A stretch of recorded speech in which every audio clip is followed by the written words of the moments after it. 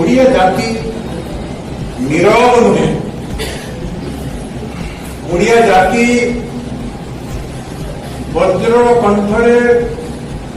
कथा कही शिखी उत्कल गौरव मधुसूदन दास सौर भाई मधुबन कथा कहते सौर भाई गोटे प्रस्ताव देले मधुबाबू गोटे प्रस्ताव दे से प्रस्ताव हूँ जे उत्कल गोटे स्वतंत्र प्रदेश हम एक नंबर दुई नंबर ओडिया भाषा स्वतंत्र भाषार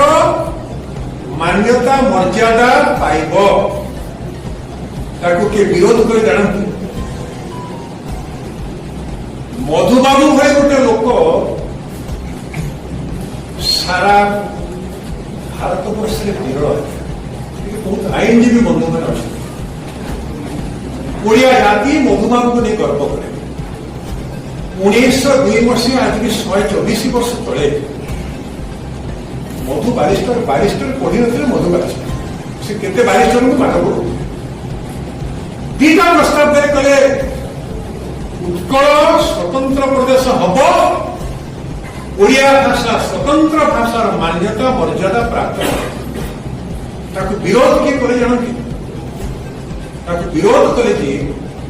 सी जातीय स्तर भारत वर्षर जड़े राजनेता